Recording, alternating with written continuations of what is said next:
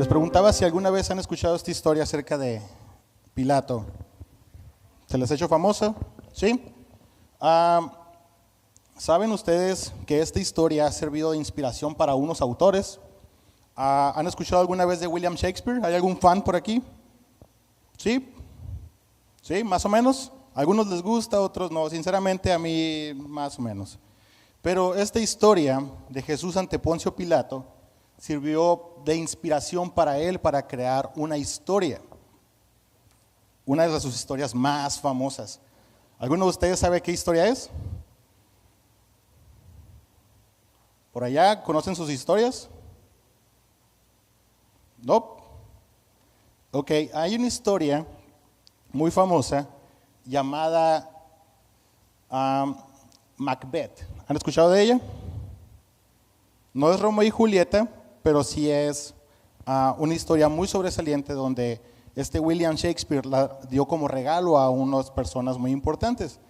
Y la historia se trata de cuando la inicias a leer, puedes ver cómo desde el inicio el enfoque de este tema es sobre cómo el ser humano puede hacer lo que quiera con tal de no verse humillado o que alguien se vea superior a él. ¿Lo han escuchado? No. De ahí viene el título de la predicación.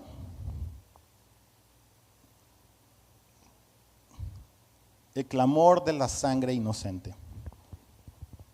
Esta historia de Macbeth se trata de cómo unas personas, 3 mujeres profetizas, le dicen a Macbeth que él va a ser el rey algún día de su reino. Y al enterarse, Lady Macbeth, la esposa de Macbeth, se le figura algo muy bueno para ellos. Pero hay un problema, el rey todavía vive. Por lo que Lady Macbeth empieza a planear cómo aniquilar a Duncan, el rey. Para no hacerles muy largo el cuento, vayan a leerlo. Ellos terminan por asesinar a Duncan. Y en el 5º acto pasa algo muy interesante. Esta persona, Lady Macbeth, que es la que principalmente planeó todo, empieza a crear un escenario en su cabeza, algo relacionado como un trauma psicológico, donde empieza a no dormir, porque todos los días que ella camina despierta, en la noche, despierta, no sonámbula, sino despierta, empieza a tener sueños despierta. Y observen nada más lo que ella dice, ¿no? Esto sale en la escena 5, no sé cómo se le diga, capítulo 5 de la obra, acto 5. Me iba a golpear Gaby si no, si no supiera qué es, ¿no? Pero observen lo que dice este personaje de Lady Macbeth acerca de del trauma que ha generado el asesinato de este Duncan, el rey. Pero, ¿por qué no quedan nunca mis manos limpias? ¿Por qué temer que se nos conozca si no se puede pedir, si no se nos puede pedir cuentas? Más, ¿quién iba a pensar que ese viejo tuviera tanta sangre? Todavía siento el olor de la sangre. Ni todos los aromas de Oriente bastarían para quitar de estas pequeñas manos el olor. Oh, oh, oh.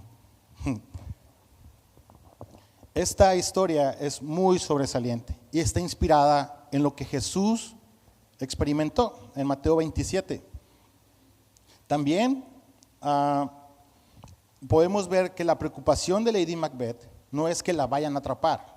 Si ellos acabaron con el rey y ahora ellos son reyes, ¿qué autoridad hay por arriba de ellos? Ninguna, ¿no? Pero ella sabe que no hay nada en el mundo que pueda ocultar lo que han hecho. Ahora, hay una historia también en la Biblia que nos habla acerca de algo semejante y además de Jesús, ¿no? Que es la historia de 2 hermanos. ¿Saben qué historia es? Donde un hermano le quita la vida a otro. Salen los primeros capítulos de la Biblia. Caín y Abel. Génesis 4. Y les voy a leer lo que es el versículo 8 al 10, no sé si quieran ir. Cierto día dijo a su hermano, salgamos al campo, le dijo Caín a su hermano, ¿no? Mientras estaban en el campo, Caín atacó a su hermano y lo mató. El Señor le preguntó, ¿dónde está tu hermano? ¿Dónde está Abel? Caín le dice, no lo sé, ¿acaso soy su guardaespaldas? ¿Acaso yo soy el quien le cuida? Y el Señor le dice, ¿qué has hecho? Escucha, la sangre de tu hermano clama a mí desde el interior, desde la tierra, perdón.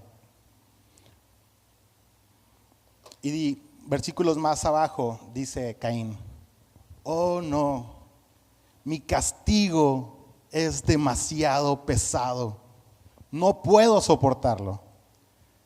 ¿Se parece a una historia que les acabo de contar ahorita? ¿Sienten las mismas preocupaciones? Hay algo que necesitamos saber y espero que lo tomamos en cuenta. He hablado mucho acerca de la muerte del inocente, o he hablado bastante acerca de él y creo que hemos escuchado mucho sobre ello. Pero nosotros creemos en Jesús y creemos en su enseñanza. Y Jesús, cuando enseñó un tema muy específico acerca de este mandamiento en el Sermón del Monte, dijo que para poder cumplir esto o poder ser parte, un digno representante del reino de Dios, no necesitas literalmente asesinar a alguien, porque muy seguramente todos dijéramos, ¿sabes qué? He fallado en todos menos en ese. Hasta ahorita no he acabado con nadie, o me equivoco. ¿Alguno está levantando la mano ahí que está planeando o que haya quitado la vida de alguien anteriormente? ¿Verdad que no? Pero Cristo va a la raíz del problema. Cuando alguien decide quitarle la vida a alguien, que decide extinguir la vida de esa persona, principalmente es porque piensa que esa persona, el asesino, es superior al otro. Y la vida de la otra persona no importa y no es tan importante como la de él.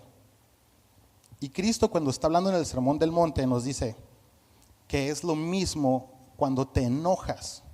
Eres culpable de lo mismo. ¿Por qué? Porque cuando actuamos con la persona que no nos agrada tanto, hacemos prácticamente lo mismo.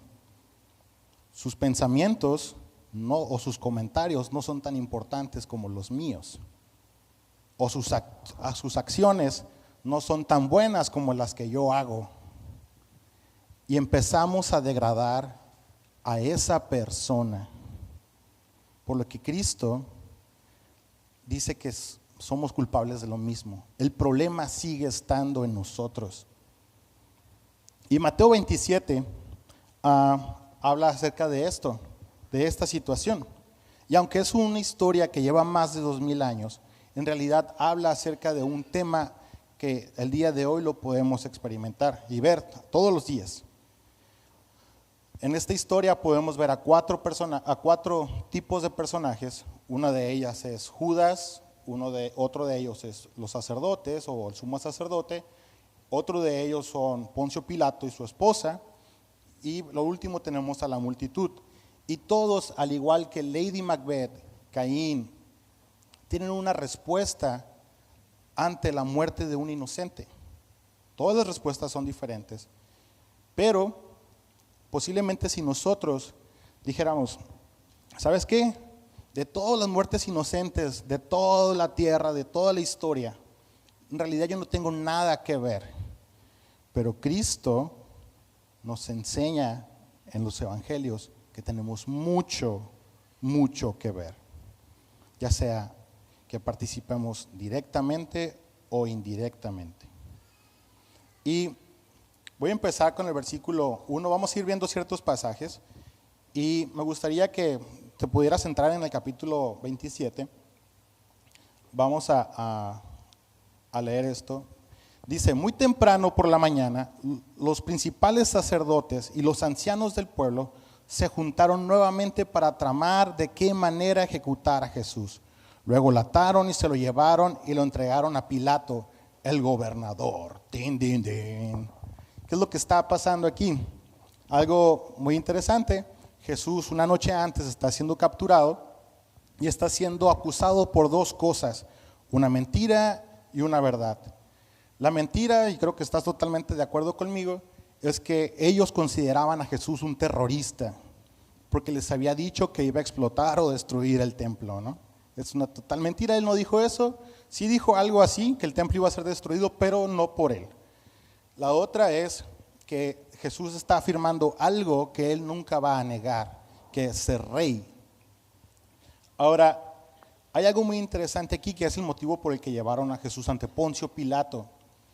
Ellos, a diferencia de nosotros, son una nación que está siendo militarmente ocupada, donde un rey muy famoso y muy malo que quiso matar a Jesús, ¿saben quién era?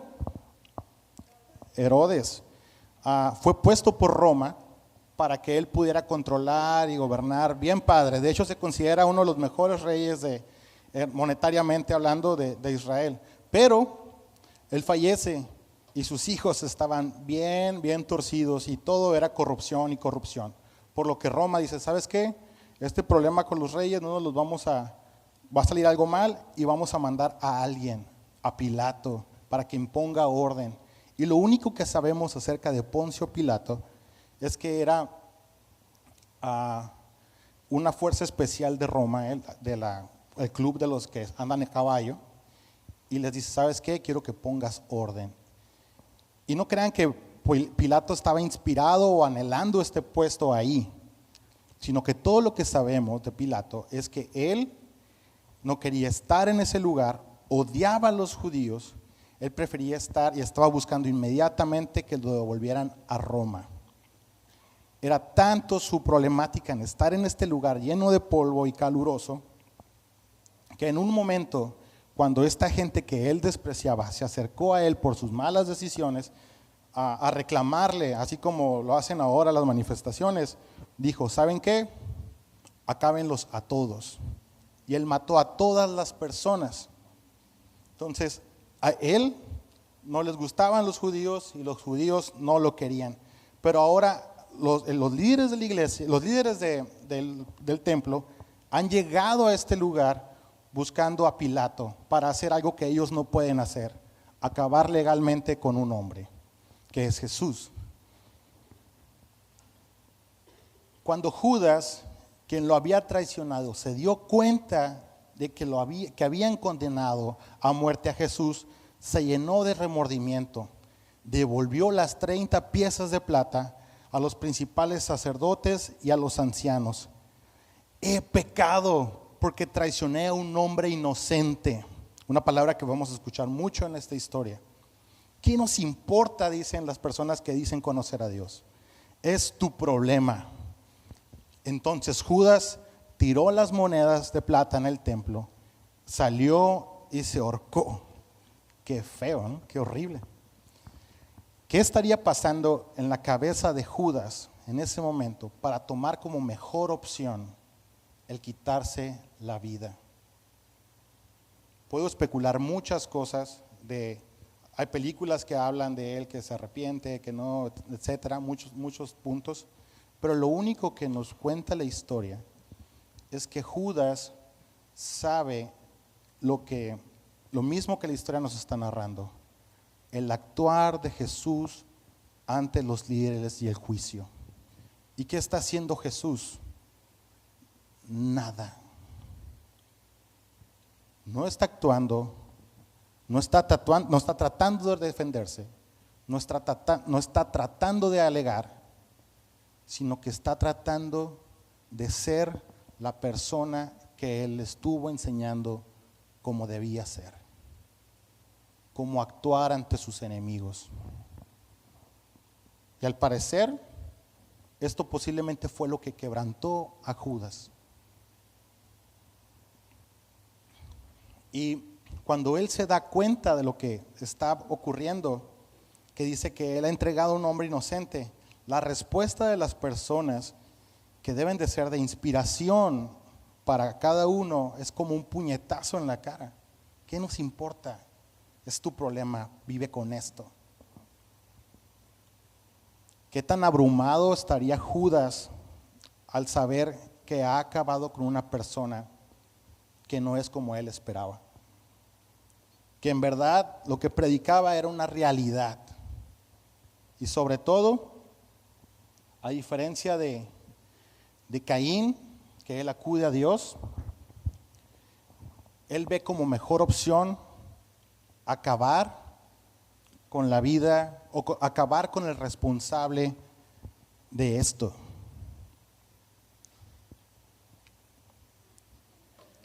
El responsable de esto era Judas.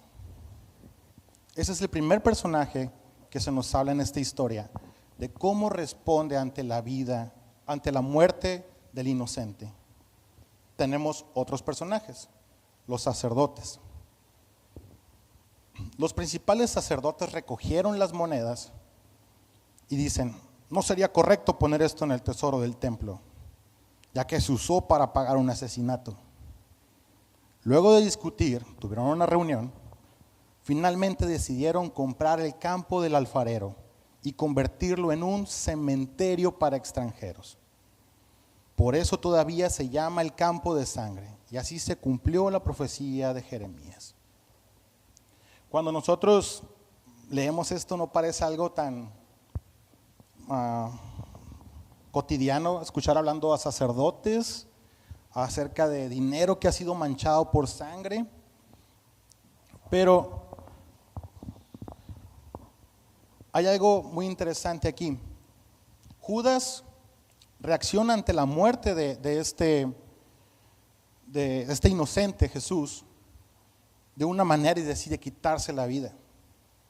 Y ahora tenemos este tipo de personas que están ante la condena o buscando la muerte de este hombre y reaccionan de una manera diferente.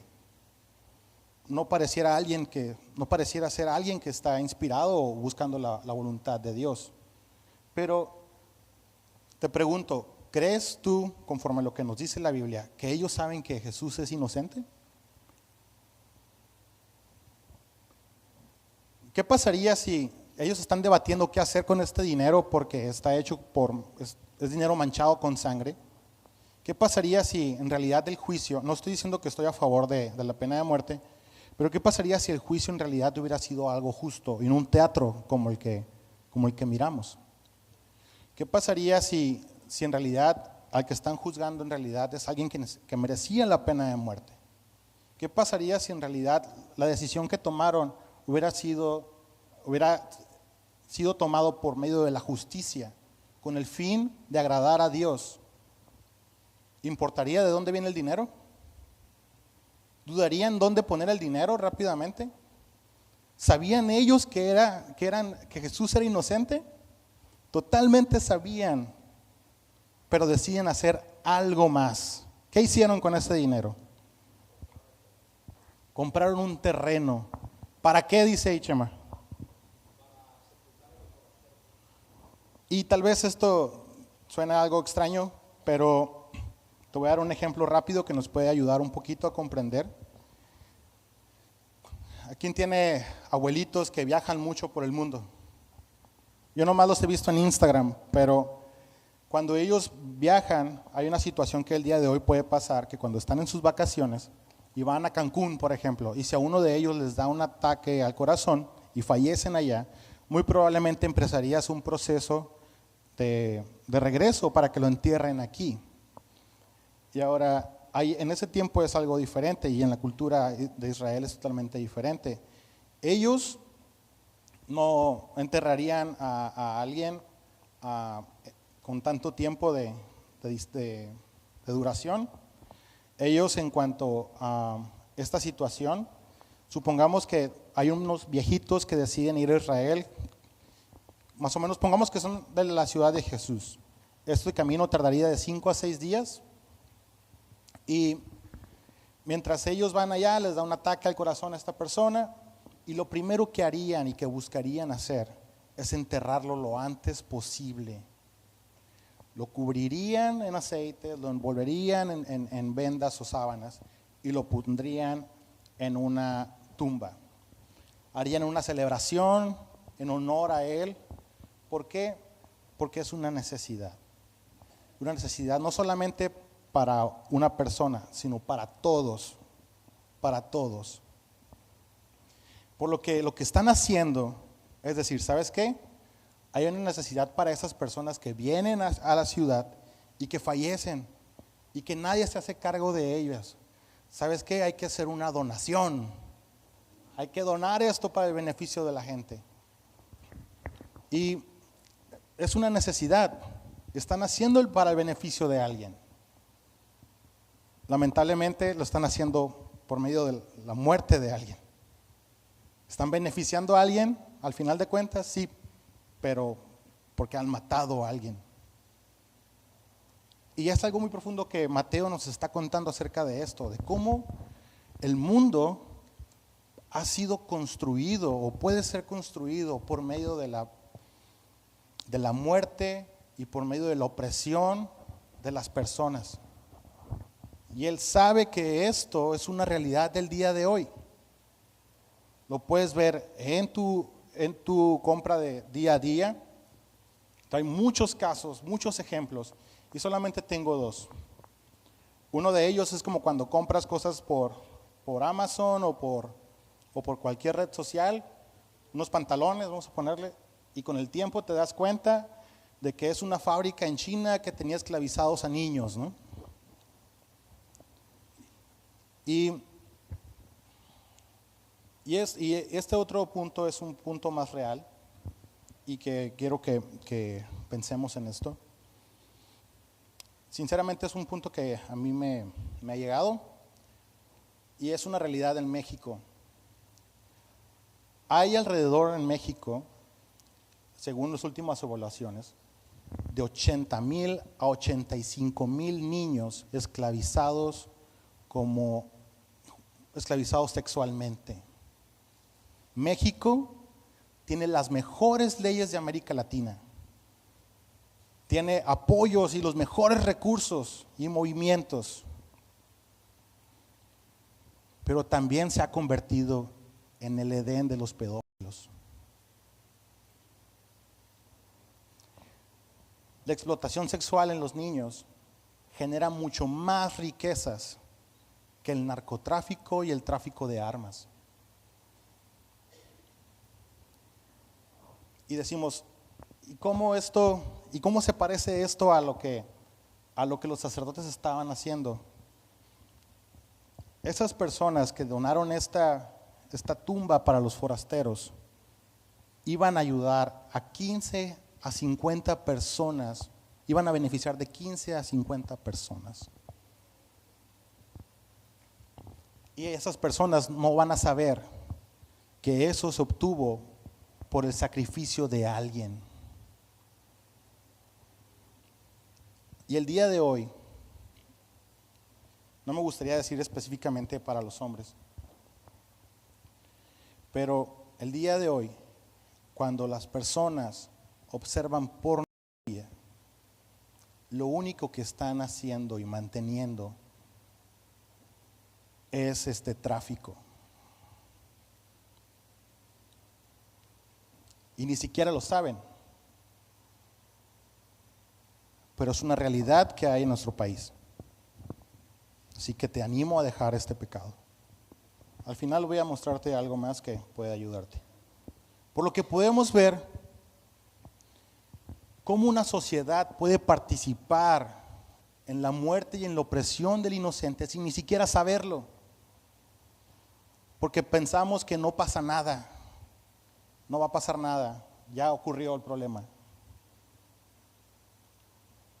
Y ahora tenemos esos dos tipos de respuestas. La de Judas, al querer solucionar y acabar con el problema, quitarse la vida. La de los sacerdotes que dicen es necesario para beneficio de otros, se puede hacer, y las personas son involucradas sin ni siquiera saberlo. Y tenemos a otro personaje, Poncio Pilato, el gobernador. Jesús se encontraba frente a Pilato, el gobernador romano. ¿Eres tú el rey de los judíos? Jesús contestó, tú lo has dicho. Y no creo que Jesús esté tratando de ser sarcástico ante esto, sino que él, más bien su respuesta es, sí, pero no pensamos en lo mismo, no pensamos en el mismo significado de lo que significa ser rey. Tenemos una comprensión totalmente diferente. Entonces, cuando los principales sacerdotes y los ancianos presentaron sus acusaciones contra él, Jesús guardó silencio. ¿No oyes todas las acusaciones que presentan en tu contra? Pero para sorpresa del gobernador, Jesús no respondió a ninguno de estos cargos. Por favor.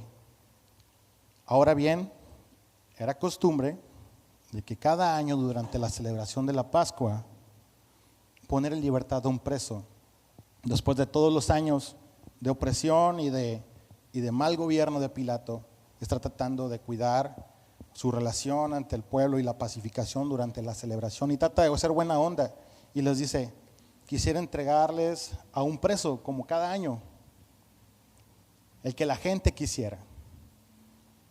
Este año había un preso de mala fama, un hombre llamado Barrabás. ¿Han escuchado de él? ¿Se han escuchado de él? ¿Qué dice su Biblia acerca de Barrabás? Era un asesino de muy mala fama. Hay algo muy interesante. Gracias, amor.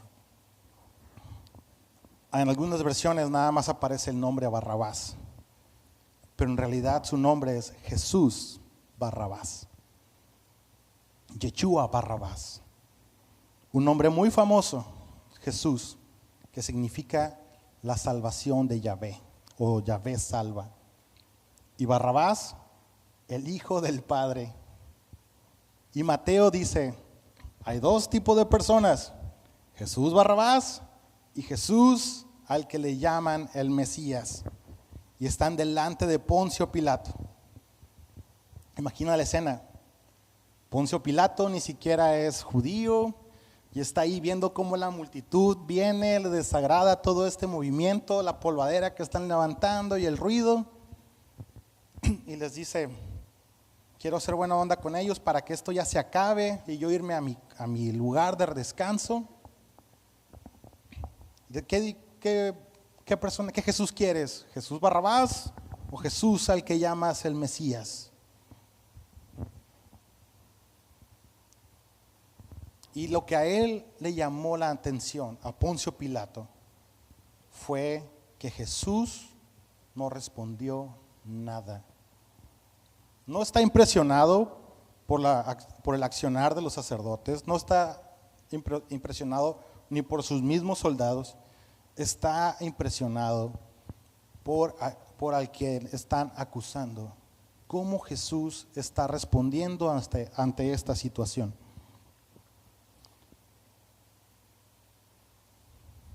Y cuando vemos, Mateo no nos dice quién era este Barrabás, pero Marcos sí, el libro de Marcos y Lucas nos dice quién era. Dice la hermana que era un asesino, tiene razón. Era alguien que era considerado un revolucionario a favor de la liberación de Israel. Alguien quien ha actuado para acabar con Roma, prácticamente un Mesías. Y si fueras Pilato, ¿a cuál de los dos elegirías? ¿Al que te causa problemas o aquel que está enseñando acerca de la paz, acerca del reino de Dios, el de amar al prójimo, orar por el enemigo y amarlo? ¿Quién te causaría menos problemas? ¿El revolucionario o el que te enseña que el reino de Dios ha llegado? Creo que si yo fuera Pilato, yo hubiera elegido a Jesús en ese momento. Pero no es lo que pasa. Y mientras está toda la multitud reclamando el nombre de Jesús para que lo crucifiquen, está a Pilato viendo, analizando la situación, y para acabar llega un mensaje de su esposa.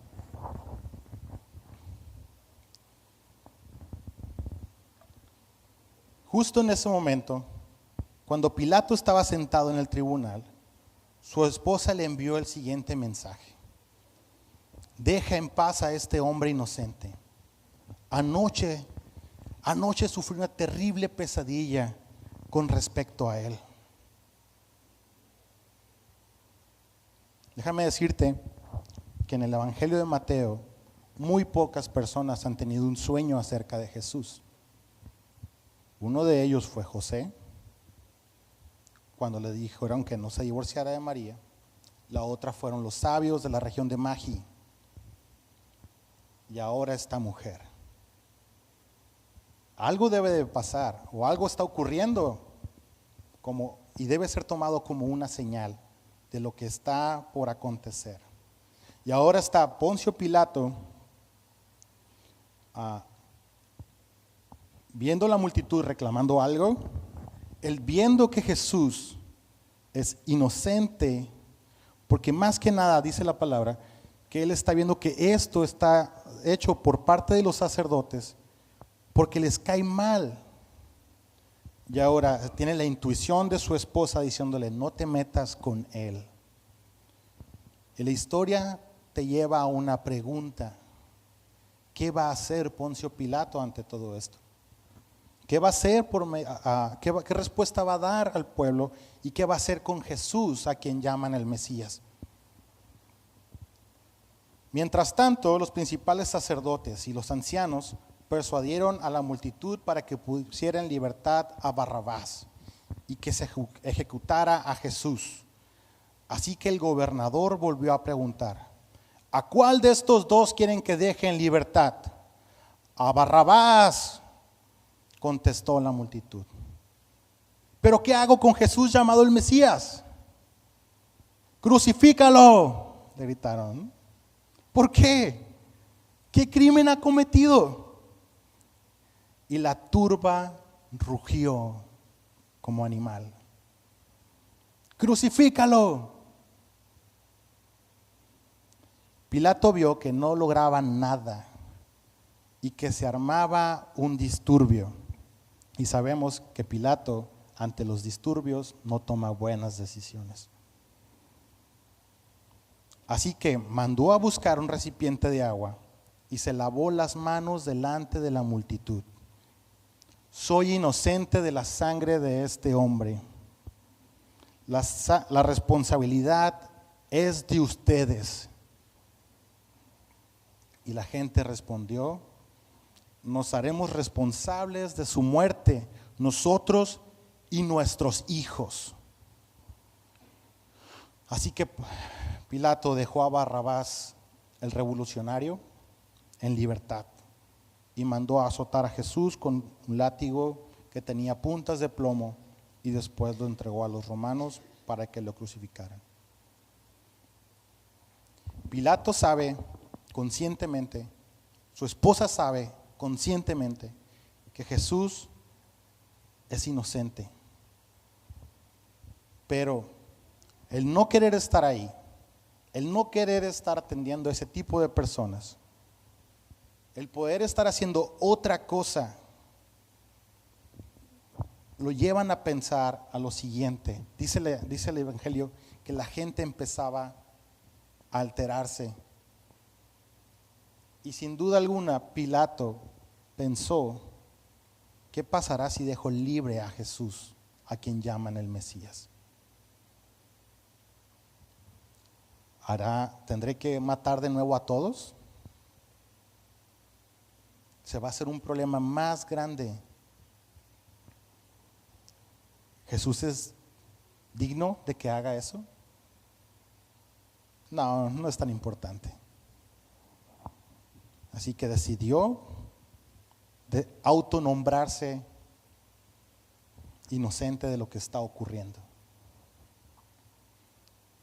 Pero lo más irónico de lo que está ocurriendo es que la misma respuesta que de autoproclamación de inocente ante Poncio Pilato es la misma respuesta o es la misma acción que lo declara culpable y cómplice de lo que está ocurriendo hacia uno inocente.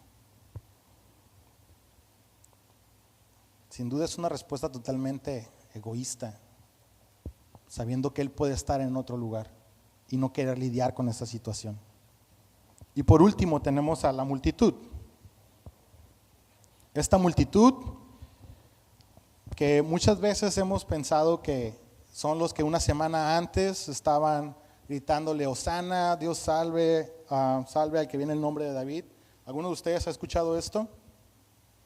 La verdad no es así. Los que venían principalmente con Jesús eran peregrinos. Y en este momento, los peregrinos y discípulos que iban entrando con él en la ciudad de Jerusalén, es principalmente la gente de Jerusalén que tiene un problema con Jesús. Por lo que te pregunto, ¿quién estaría al amanecer en la casa del gobernador si hoy ocurriera eso? ¿Serían peregrinos? ¿Quiénes serían principalmente los que estarían? Si hay un problema en la noche y tendrían que amanecer en la casa del gobernador, ¿quiénes serían? Personas que están conectados con él, personas que tienen un cargo importante o son financieramente muy importantes. Y este tipo de personas nos cuenta la narración de lo que está ocurriendo, que saben que en Jesús es inocente, pero parece que les agrada la respuesta de lo que está ocurriendo y toman la responsabilidad por ellos mismos y dicen, está bien que ocurra eso. ¿Por qué? Porque hay alguien que está poniendo en riesgo mi nación. Hay alguien que está poniendo mi posición. Y ahora los tenemos aquí diciendo que son responsables ellos y sus hijos. Lamentablemente, esta decisión que ellos tomaron se ve reflejado 40 años después. En vez de elegir a Jesús, el Hijo de Dios, quien está enseñando acerca del reino de Dios, acerca del amor y cómo Dios ha enviado a su Hijo. Pero ellos decidieron elegir a Barrabás, al rebelde. Y 40 años después, Roma destruye Israel, principalmente por sus revueltas, principalmente por su rebeldía. Y Mateo lo pone aquí, diciendo, este problema no inició el día de la destrucción, sino cuando rechazaron al maestro. Como podemos ver, esta historia es de hace mucho tiempo, más de 2000 años, pero en realidad se parece mucho al día de hoy. Y tal vez, no sé si pudiste identificarte con algún personaje de los que te estoy hablando. Yo sé que sale en mi foto en alguno de ellos, pero tiene un propósito.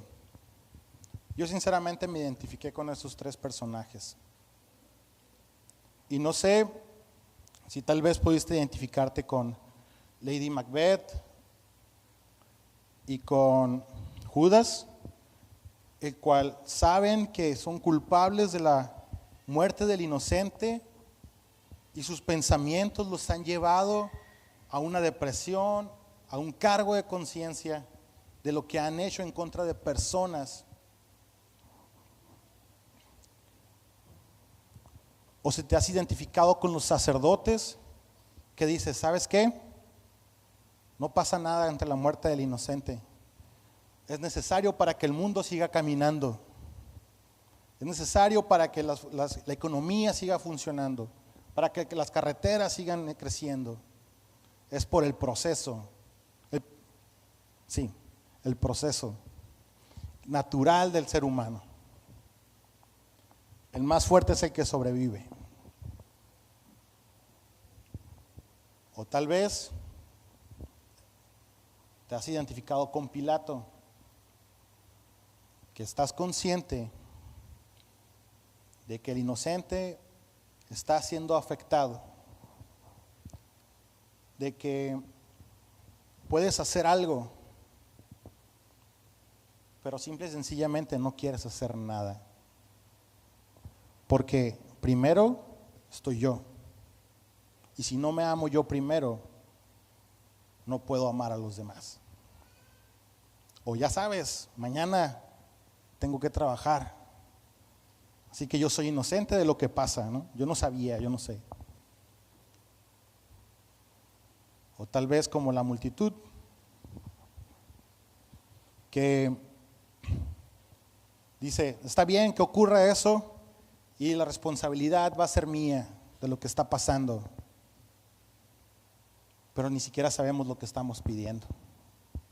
No sabemos qué consecuencias puede traer eso. Y hay algo que quiero que sepas, que Dios no se va a quedar de brazos cruzados ante la maldad del hombre.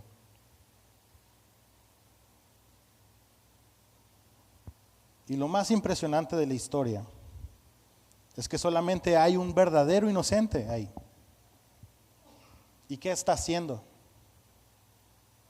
Si tú ves, pareciera que no está haciendo nada, pero en realidad está haciendo todo.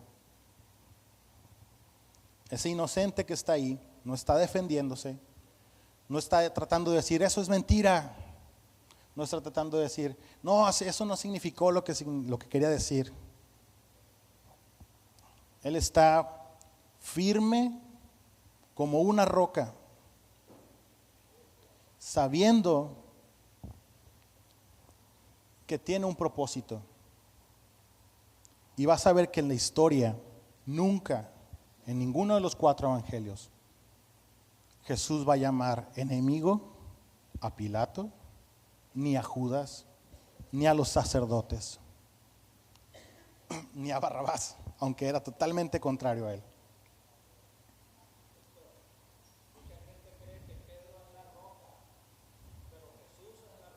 Así es.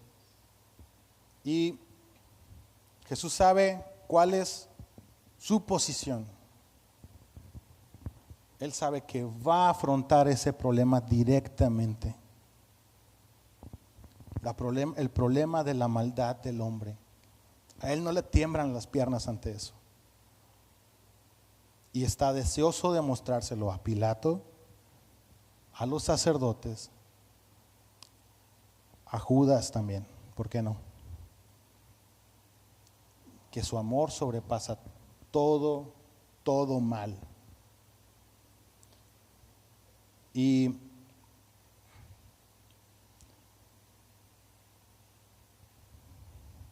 no sé qué ha dejado para ti esta historia. Es una historia muy profunda y muy oscura en el Evangelio de Mateo. Pero el Espíritu de Dios desea que sepas esto. Que Él nos ama sin importar que hayamos actuado directamente o indirectamente en la vida o la muerte de la gente. Y el día de hoy, Él te está ofreciendo esa oportunidad. Y nada más me queda más que decirte que lo mismo que mi maestro enseñó, el reino de Dios se ha acercado. Es momento de dejar de vivir como vivimos. Amén. Espero que esta tarde esto sea para reflexión para ti.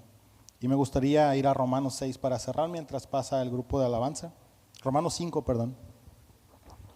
Porque Pablo lo define mucho mejor que yo. Del propósito de Jesús. Romanos 5 del versículo 6 al 9.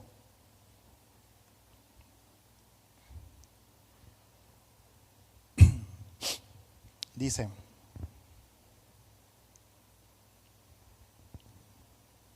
cuando éramos totalmente incapaces de salvarnos, Cristo vino en el momento preciso y murió por causa y por nosotros, los rebeldes. Ahora bien, casi nadie ofrecería a morir por una persona honrada, aunque tal vez alguien podía estar dispuesto a dar su vida por una persona extraordinariamente buena. Pero Dios mostró el gran amor que tiene al enviar a Cristo a morir por nosotros cuando todavía estábamos errados.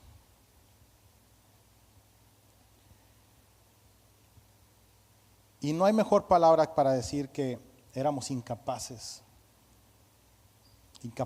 de encontrar un mundo, encontrar el perdón en este mundo, y también incapaces de poder corregir nuestra forma de ver la vida. Rebeldes, como todos estos poderosos que no pensaban en doblar sus brazos. Pero aún así Cristo decidió hacerlo. Y ya para terminar, para combatir este problema que está ocurriendo en México, me gustaría pasarte 3 opciones. Rápidos, no voy a extenderme. Una es, si tú tienes problemas con la pornografía, tienes líderes de iglesia en casa, pastores aquí, que créeme que estamos para ayudarte. Y la única forma en que podemos trabajar para eliminar el mal de este mal terrible en México es si oramos a nuestro Dios, y creo fielmente que Él puede transformar la vida de las personas. También hay un ministerio que tiene material en español para combatir esto. Puedes entrar a la página y puedes contactar y platicar en español. También hay un ministerio muy bello que se encarga de rescatar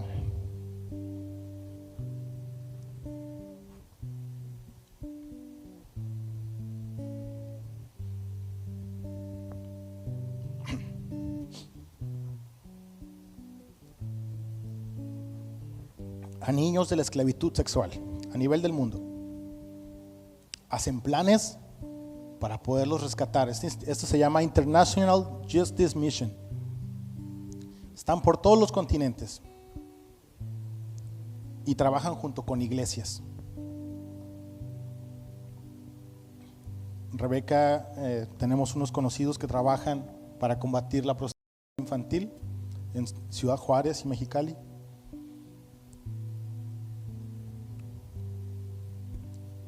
Otro más, pueden acercarse con nuestros hermanos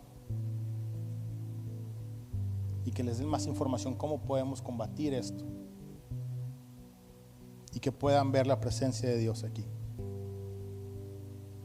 Por último, son 80,000 a 85,000 niños. No sé cuántos tocarían por estado si queremos dividirlos, son muchos, pero estoy seguro de algo, que posiblemente puedas conocer a alguien que esté sufriendo esto y no lo sabes.